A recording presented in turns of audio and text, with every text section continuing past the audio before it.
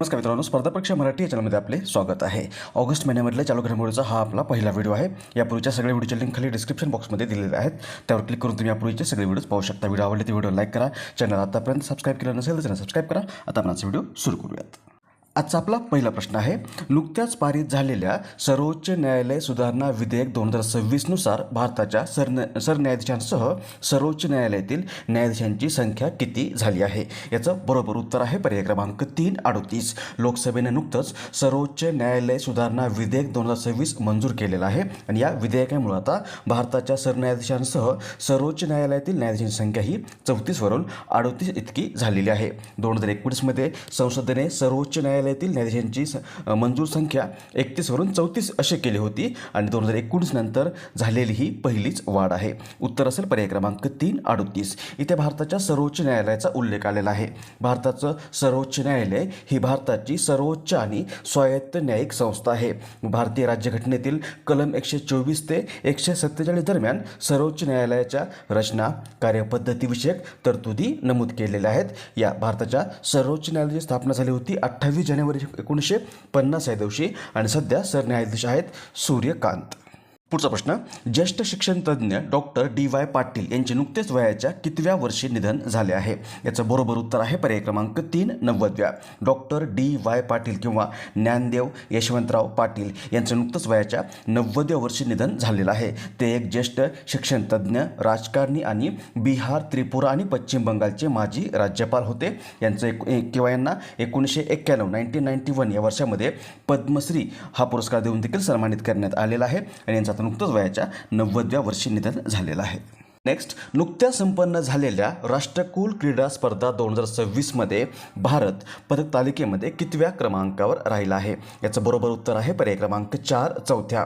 राष्ट्रकुल खेळ किंवा कॉमनवेल्थ किंवा राष्ट्रकुल क्रीडा स्पर्धा कॉमनवेल्थ गेम्स ही स्पर्धा दर 4 वर्षांनी आयोजित होणारी एक आंतरराष्ट्रीय बहुक्रीडा स्पर्धा आहे जी राष्ट्रकुल राष्ट्रांमधील खेळाडूंना एकत्र आणण्याचं काम करते. ह्याची सुरुवात झाली आहे 1930 या वर्षामध्ये आणि 2026 मध्ये ही स्पर्धा नुकतीच 23 जुलै ते 2 ऑगस्ट 2026 या कालावधीमध्ये ग्लासगो या ठिकाणी आयोजित करण्यात आली होती. या स्पर्धेमध्ये भारताने एकूण 39 पदकं जिंकली असून त्यामध्ये 13 सुवर्णपदक, 17 रौप्य पदक आणि 9 कांस्य पदकांचा समावेश आहे.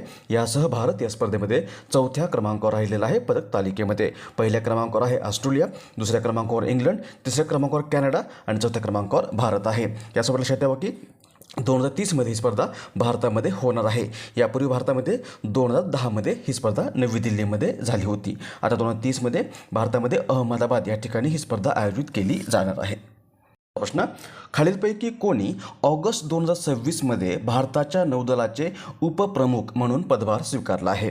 याचं बरोबर उत्तर आहे पर्याय क्रमांक 1, AN Pramod. Vice admiral AN Pramod यांनी नुकतंच भारताचे किंवा भारतीय नौदलाचे उपप्रमुख म्हणून पदभार स्वीकारलेला आहे. यापूर्वी ते किंवा यांच्यापूर्वी म्हणजे या AN प्रमोद यांच्यापूर्वी व्हाईस ॲडमिरल तरुण सोबती हे भारताच्या नौदलाचे उपप्रमुख होते. ते 31 जुलै 2026 या दिवशी सेवानिवृत्त झालेले आहेत. भारतीय नौदल हे भारतीय लष्कराचे समुद्री दल असून हे दल देशाच्या समुद्री सीमांचं रक्षण करतं आणि राष्ट्रीय हितसंबंध सुरक्षित ठेवतं.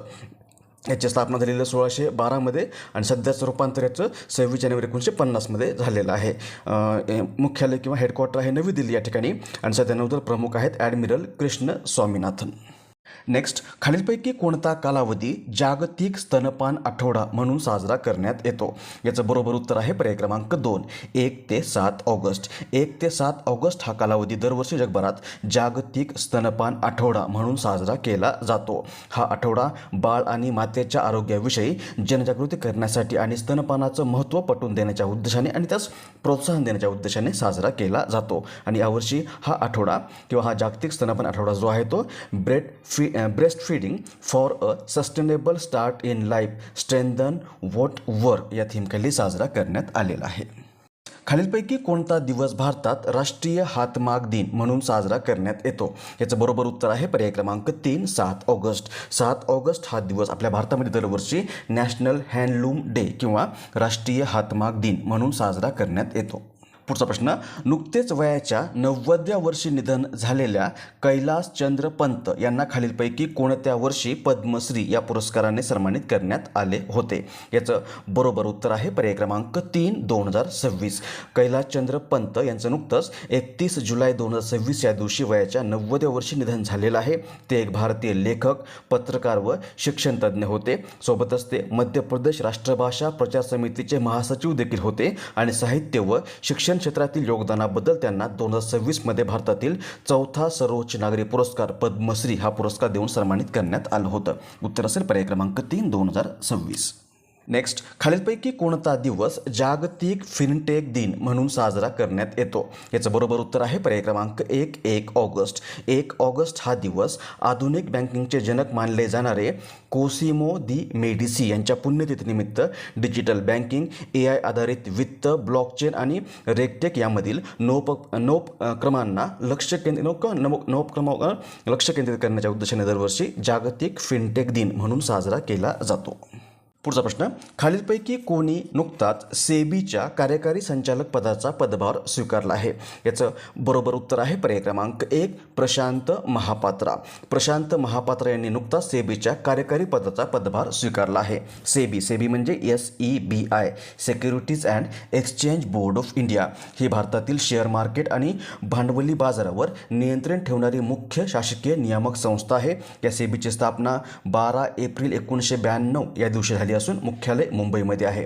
आणि आता या सेबीचे नुकतेच संचालक किंवा कार्यकारी संचालक म्हणून या प्रशांत महापात्रा यांनी पदभार स्वीकारला आहे.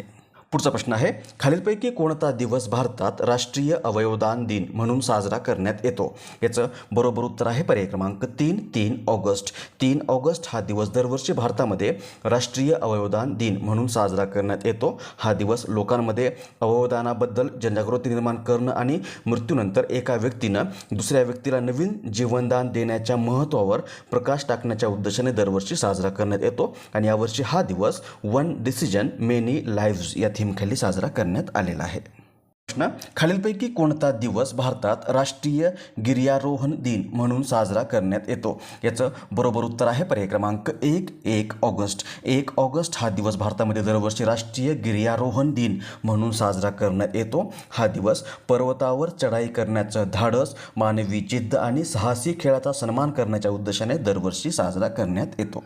नेक्स्ट, खालीलपैकी कोणाची नुकतीच भारतीय रेल्वे सुरक्षा दलाच्या पहिल्या महिला महासंचालक म्हणून नियुक्ती करण्यात आली आहे? याचं बरोबर उत्तर आहे पर्याय क्रमांक 3, सोनाली मिश्रा. या बघा, या आहेत सोनाली मिश्रा, 1993 बॅचच्या IPS अधिकारी आणि या नुकत्याच भारतीय रेल्वे दल किंवा रेल्वे प्रोटेक्शन फोर्स या दलाच्या पहिल्या महिला महासंचालक बनलेल्या आहेत. रेल्वे संरक्षण दल किंवा रेल्वे प्रोटेक्शन फोर्स हे भारताच्या रेल्वे मंत्रालयाच्या अंतर्गत असलेले एक भारतातील सुरक्षा दल आहे. याची स्थापना झाली होती 2 जुलै 1872 या दिवशी. मुख्यालय आहे नवी दिल्ली या ठिकाणी. आणि आता पहिल्या महिला महासंचालक बनलेल्या आहेत सोनाली मिश्रा. पुढचा प्रश्न, नुकतेच प्रकाशित झालेले Trump of the Indian Republic my life my struggles हे कोणाचे आत्मचरित्र आहे? याचं बरोबर उत्तर आहे पर्याय क्रमांक 2, रामनाथ कोविंद.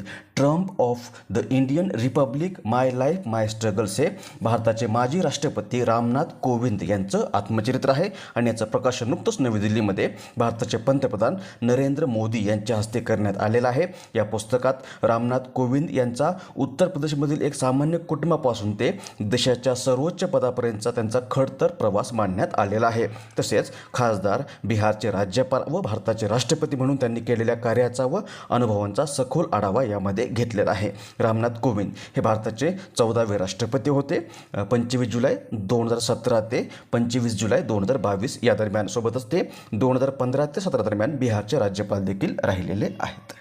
नेक्स्ट, खालीलपैकी कोणता दिवस जागतिक अवयवदान दिन म्हणून साजरा करण्यात येतो? याचं बरोबर उत्तर आहे पर्याय क्रमांक 4, 13 ऑगस्ट. 13 ऑगस्ट हा दिवस अवयवदानाचं महत्त्व पटवून देणं, त्याबद्दल गैरसमजुती दूर करणं आणि मृत्यूनंतर अवयवदान करण्यासाठी लोकांना प्रोत्साहित करणं या उद्देशाने दरवर्षी जागतिक अवयवदान दिन म्हणून साजरा करण्यात येतो. पुढचा प्रश्न, उदार शक्ती हा भारत व कोणत्या देशाचा हवाई दलाचा सराव आहे? याचं बरोबर उत्तर आहे पर्याय क्रमांक 3 मलेशिया. उदार शक्ती हा भारत आणि मलेशिया या देशाच्या हवाई दलादरम्यान आयोजित करण्यात येणारा एक महत्त्वाचा द्विपक्षीय हवाई सराव आहे. हा सराव दोन्ही देशांमधील परस्पर समन्वय, तांत्रिक कौशल्य आणि धोरणात्मक सहकार्य वाढवणं या उद्देशाने आयोजित केला जातो. पहिल्यांदा हा सराव 2018 मध्ये आयोजित करण्यात आला होता आणि 2026 मध्ये या सरावाची तिसरी आवृत्ती जी आहे ती नुकतीच 10 ते 14 ऑगस्ट 2026 या कालावधीमध्ये मलेशियामध्ये आयोजित करण्यात आलेली आहे. मलेशिया मॅपमध्ये इथे आहे मलेशिया, राजधानी आहे कोलालंपूर, सध्या पंतप्रधान आहेत अनवर इब्राहिम आणि चलन आहे मलेशियन रिंगीट. नेक्स्ट, खालीलपैकी कोणता दिवस जागतिक सिंह दिन म्हणून साजरा करण्यात येतो? याचं बरोबर उत्तर आहे पर्याय क्रमांक 1 10 ऑगस्ट. 10 ऑगस्ट हा दिवस सिंहाचं संरक्षण आणि संवर्धन करण्यासाठी जनजागृती निर्माण करणं या उद्देशाने दरवर्षी जगभरात जागतिक सिंह दिन म्हणून साजरा करण्यात येतो. उत्तर असेल पर्याय क्रमांक 1 10 ऑगस्ट. पुढचा, खालीलपैकी कोणता दिवस जागतिक हत्ती दिन वर्ल्ड एलिफंट डे म्हणून साजरा करण्यात येतो? याचं उत्तर आहे पर्याय क्रमांक 3 12 ऑगस्ट. आशियाई आणि आफ्रिकन हत्तींचं संरक्षण, संवर्धन आणि त्यांच्यासमोर असणाऱ्या धोक्यांविषयी जगभरात जनजागृती निर्माण करणं या उद्देशाने दरवर्षी 12 ऑगस्ट हा दिवस जागतिक हत्ती दिन म्हणून साजरा करण्यात येतो. याची सुरुवात झाली होती 12 ऑगस्ट 2012 या दिवशी आणि यावर्षी हा दिवस bringing the world together to help elephants या थीमखाली साजरा करण्यात आलेला आहे. यानंतर आजचा प्रश्न, ज्याचं उत्तर तुम्हाला खाली कमेंट्समध्ये द्यायचं आहे. प्रश्न आहे, नुकत्याच प्रसिद्ध झालेल्या जागतिक वृत्तपत्र स्वातंत्र्य निर्देशांक 2026 मध्ये भारत जगात कितव्या क्रमांकावर राहिला आहे? ऑप्शन्स आहेत 151व्या, 157व्या, 161व्या की 163व्या. याचं बरोबर उत्तर तुम्हाला खाली कमेंट्समध्ये द्यायचं आहे.